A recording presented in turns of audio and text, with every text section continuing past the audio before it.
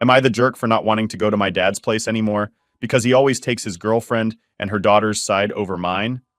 So I'm a 15-year-old girl, and my parents share custody of me, which means sometimes I'm at my mom's house, and sometimes I'm at my dad's.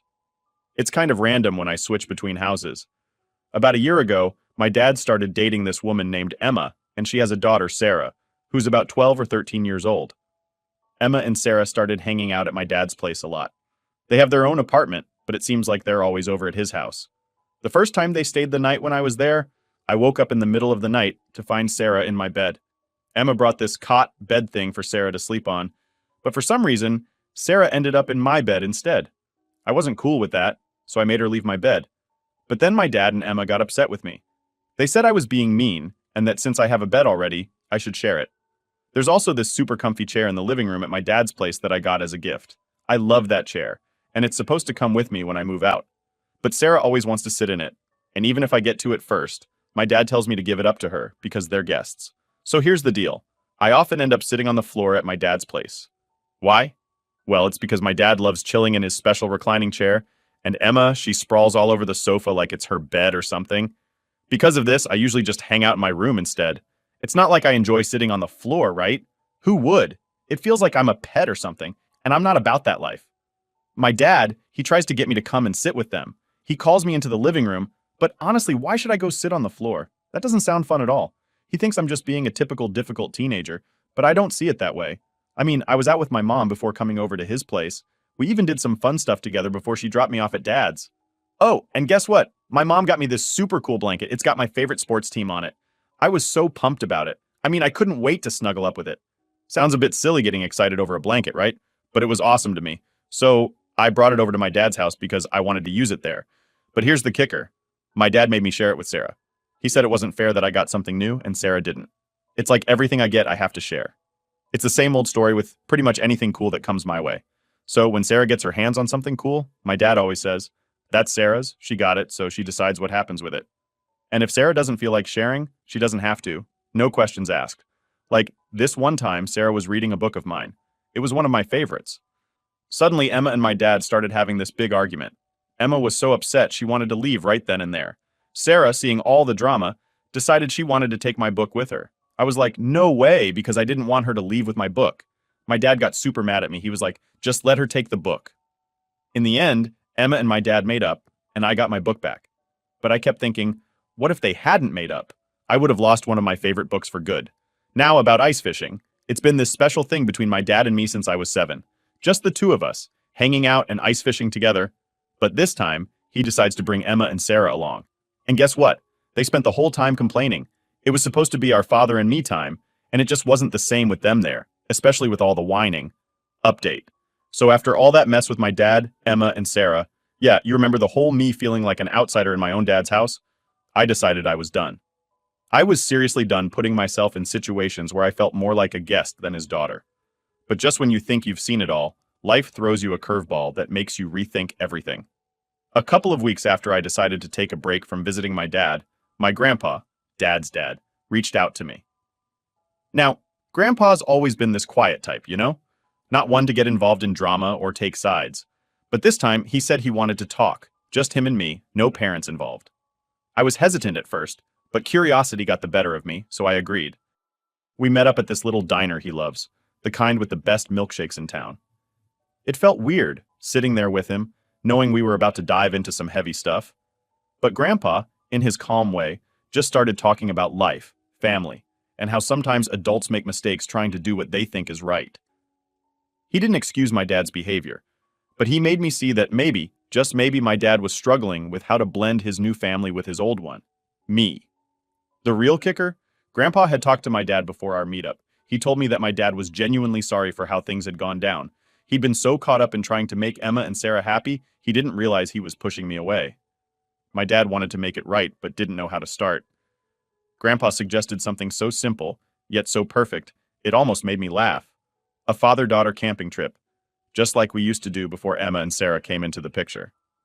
I won't lie, I was skeptical. But the more I thought about it, the more it made sense. This could be our chance to fix things, or at least start to. So, I took a leap of faith and agreed. Fast forward to the camping trip. It was awkward at first, painfully so, but as we set up the tent, went fishing, and sat around the campfire, something shifted.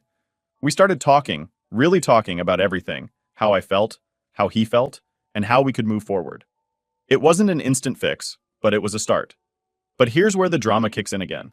Halfway through our trip, who shows up unannounced? Emma and Sarah. Turns out, my dad hadn't been entirely upfront with them about the purpose of our trip. Emma thought it was a good idea for them to surprise us and join in. Surprise? Yeah, you could say I was surprised, all right. Furious is more like it. This could have been the moment everything fell apart again. But something unexpected happened. My dad stood up for our time together. He explained to Emma that this trip was about repairing our relationship, something long overdue. And to my utter shock, Emma understood. She apologized to me, something I never thought I'd see, and they left, giving us the space we needed. The rest of the trip was a blur of emotions, conversations, and surprisingly, healing. When we got back, things weren't perfect, but they were better. My dad started setting boundaries with Emma and Sarah, making sure our father-daughter time was respected. And for the first time in a long time, I felt like I didn't have to compete for my dad's attention. As for Emma and Sarah, well, it's a work in progress. There are still moments of tension and awkwardness, but there's also an effort being made, which is more than I could have hoped for. So, am I the jerk for not wanting to go to my dad's before? I don't think so, but I've learned that sometimes taking a step back is what you need to move forward. And maybe, just maybe, there's a chance for us to be a family, not just a dad and his daughter living separate lives. Next story. Am I the jerk for telling my stepsister that we're not friends and putting my mom in a catch-22? So, here's the scoop. My mom decided it was a good idea to move her new fiancé into our house last year. To be totally honest, I'm not exactly his biggest fan. My real dad lives in another country, and when I mentioned maybe I'd like to go live with him instead, my mom got really upset. She made a big scene, crying and all that, so she made me a deal. She said if I stayed, my soon-to-be stepdad wouldn't be allowed to boss me around or anything. All I had to do was be polite to him. That seemed fair enough to me. Now this guy, he's got two daughters. May, who's my age, 17, and June, who's a bit younger, 15. June and I, we get along all right. She doesn't bother me much. But May, she's in the same grade as me at school, and well, she's a bit of a challenge. Imagine being paired up with someone for a project who's super awkward, doesn't really get the best grades, and gets upset about pretty much everything. That's May for you. And for whatever reason, she doesn't seem to have any friends of her own. So as soon as our parents started getting serious and talking about getting married, May started clinging to me like she was desperate for a friend. And I mean really clinging like she's some kind of leech and I can't shake her off. It's been pretty annoying, to be honest. So before my soon-to-be step-family moved into our house, I had a pretty easy time staying away from May at school. See, we're not in the same classes. She's in easier ones than I am. Despite that, she kept trying to be my friend, sending me friend requests and messages on social media. But I wasn't really interested, so I just ignored them. It was simple enough when she wasn't right in my face all the time. But then, her family moved in with us, and suddenly, May was everywhere. I mean, everywhere. Trying to chat me up nonstop, following me around the house, just constantly trying to be part of whatever I was doing. It felt like she was just too much, always there, talking, and I couldn't get a moment of peace. I'm super into sports, right? And part of that means I have to train a lot, pretty much every single day. It's a big deal for me. May, on the other hand, she's not exactly what you'd call athletic. But when she mentioned to our parents that she was interested in getting fit, they thought it'd be a great idea for her to come to the gym with me. I wasn't thrilled, but I figured, how bad could it be? Turns out pretty bad. She was asking a million questions about how everything works, and she got tired super fast. Like, we were barely a quarter of the way through my workout routine, and she was already done. It was exhausting, not just for her, but for me too, trying to keep up with all her questions and make sure she was okay. Then last weekend, I hit my breaking point. I had a friend coming over after training to hang out and play some video games, just chill for a bit, you know? And out of nowhere, May just invites herself into my room, without even asking if it was cool. That was the last straw for me. I had to tell her straight up that I didn't invite her to hang out with us and that it was pretty rude to just barge in like that. I mean, everyone needs their own space, right? And it felt like she was just not getting that at all. So, after I told May she couldn't hang out with us, she got super upset and started crying. Then she went and complained to her dad, my stepdad-to-be. He came into my room and basically ordered us to let her play with us. I was like, no way, and reminded him that he's not supposed to boss me around. My mom and he had an agreement about that. This made him really angry. After that, we all had to sit down for a big family meeting. My stepdad accused me of being a bully. But I stood my ground and told him the truth, that May keeps trying to force her way into situations where she's clearly not wanted. I was honest with him. I said she's not my friend and never will be, and it'd be best if she just stayed out of my way for the little time I have left at home before I move out. This whole situation made my mom really stressed. She doesn't like conflict. But then, my stepdad started threatening to break up with her if she didn't discipline me. That's when I told my mom straight up, if she sides with him and tries to punish me for this, I'm not going to stick around. I'll just leave and not come back as long as he's in the picture. In the meantime, May has been making a huge deal out of the whole thing, crying and acting all upset to anyone who will listen. Even June, her own sister, got fed up and told her to cut it out. Their mom defends May, saying she's just a sensitive and lonely kid, but honestly, I don't see how that's suddenly become my problem to deal with. I've got my own life, and I can't be responsible for making someone else happy, especially when they're making things so difficult for me. Next story. Am I the jerk for asking my in-laws to choose between me and a daughter they never had? So here's the deal. I've been married to my husband for 9 years now. He's 38 and I'm a bit younger. But ever since we got together, there's been this ongoing drama with a woman named Sally. Sally used to be super close to my husband, like best friends close. But things got weird after my husband and I started dating. Sally didn't take it well when we became a couple. She started sending me really mean messages, saying stuff like, I stole him from her and that our relationship was toxic. It was super uncomfortable and made me feel really unwelcome. A few years into our marriage, Sally went through a tough time. She split from her husband and immediately turned to my husband for support. I tried to be understanding, but then we found out she had been lying about a lot of the things that she said caused her divorce. When we moved back to the area and learned the truth, I had to confront her. I told her straight up that I didn't appreciate being lied to, but Sally didn't stop there. She started spreading rumors about me, saying that I was in love with her ex-husband and that's why I was taking his side. That was just too much for me. It felt like she was trying to make me look bad to everyone. Now, here's where it gets tricky. My in-laws are involved, and I felt like I had to ask them to make a tough choice. Either they support me, their son's wife, or they side with Sally, a woman who has caused so much trouble and isn't even part of the family. It's been a super stressful situation because I don't want to be the bad guy here. I just want to live my life without all this drama that Sally keeps bringing into it. So, after a lot of drama with Sally, who used to be really close to my husband, I decided I needed some peace. I talked to my husband's mom, basically my mother-in-law, and told her I didn't want to have anything to do with Sally anymore. For about a year, things were pretty quiet, and I didn't have to deal with Sally at all, which was nice. But then, my mother-in-law started pushing me to get over the whole Sally situation. She wanted me to come back to family events, even if Sally was going to be there. I was trying to be cool about it, so I said, okay, I'll come to these things, but I'm not going to hang out with Sally. I'll be there, but I'm not going to talk to her.